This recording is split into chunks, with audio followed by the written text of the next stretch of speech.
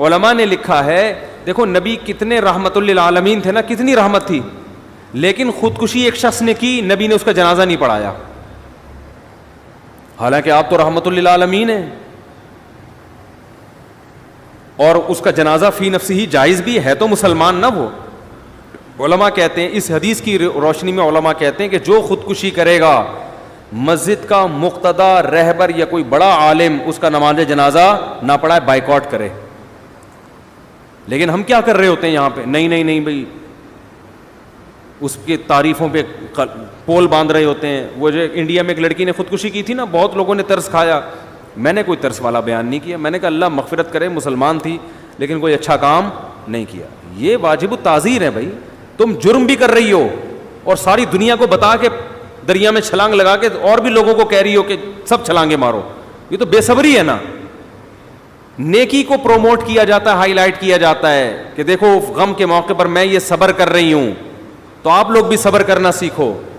عادت نہیں لیکن مجھے ٹینشن اتنی ہو گئی, ہاں 2 بوتلیں چڑھا لیا اور ویڈیو بنا کے یوٹیوب پہ ڈال دے, لوگ کہیں یار اتنا نیک آدمی کو یہ اتنا مجبور کر دیا اس معاشرے نے, اس ظالم معاشرے نے اتنے نیک آدمی کو ایسا مجبور کر دیا کہ شراب پی رہا ہے, اس کی ساس پہ مقدمہ ہونا چاہیے.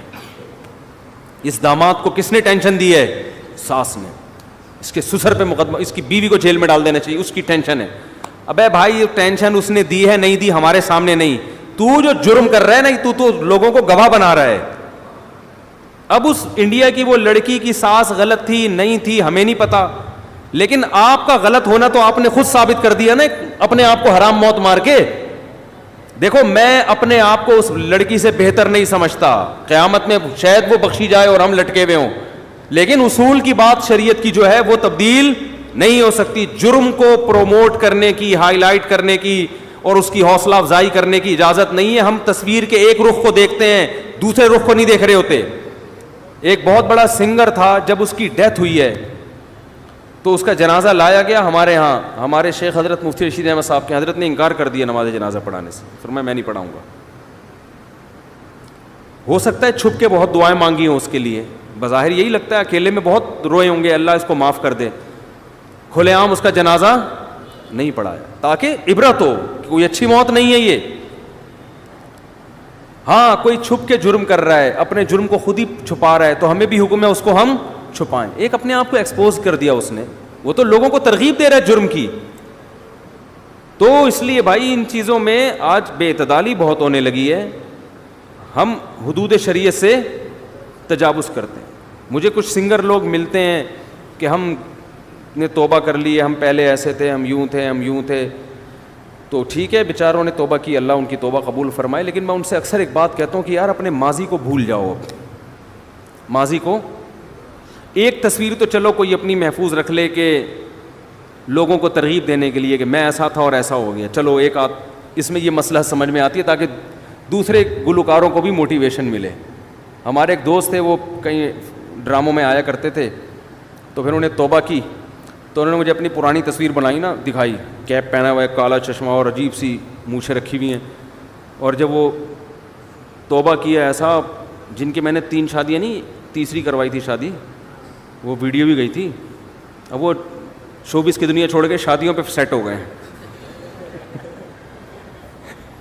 شوبز کی دنیا چھوڑ کر کس پہ سیٹ ہو گئے ہیں؟ سیٹ ہوتا ہے آدمی تو پھر وہ کرتا ہی چلا جاتا ہے, پھر وہ ڈھیٹ بن جاتا ہے. تو میں نے کہا اچھا ہے, وہ جو حرام کاری کا خطرہ تھا وہاں پہ, یہ نہیں کہ سب کوئی غلط کر رہے ہوتے ہیں, میں الزام نہیں لگا رہا. تو کیا نتیجہ نکلا کہ اب انہوں نے اتنا پیارا ان کا حلیہ ہو گیا, تو وہ ایک تصویر انہوں نے رکھی ہوئی ہے, وہ فیس بک پہ بھی ڈالی تھی کہ یہ زیادہ اچھی ہے یہ والی, سب وہ نورانی چہرے کو کہہ رہے تھے ماشاء اللہ ماشاء اللہ. تو ایک تو چلو عبرت کے لیے ٹھیک ہے, لیکن اپنی ساری تصویریں کہ میں ایسے ناچتا تھا, میں یوں کرتا تھا, میں یوں, بھائی یہ تو آپ اپنے گناہ کو کیا کر رہے ہو. آپ اپنے حج اور عمرے کی تصویر سمجھ میں آ رہا ہے کہ میں سردی میں رو رہا تھا. اول تو اس کو بھی ضرورت نہیں ہے, لیکن یہ کوئی پھر بھی ایک سمجھ میں آنے والی چیز ہے. تو اپنے گناہ کی یادگاریں محفوظ رکھنا یہ اچھا کام نہیں ہے. نبی صلی اللہ علیہ وسلم نے فرمایا کہ ایمان کی مٹھاس کا حدیث کا مفہوم ہے اس وقت انسان کو محسوس ہوتی ہے جب وہ کفر کی دنیا یا گناہ کی دنیا میں جانے کو اتنا برا سمجھے جیسے آگ میں چھلانگ لگانے کو. اس کو اتنی نفرت ہو اس ماضی کی دنیا سے کہ میں نے کس گند میں زندگی گزار رہا تھا. پھر اس کا مطلب ہے خاندانی توبہ کی ہے اس نے. سمجھتے ہو کہ نہیں سمجھتے ہو؟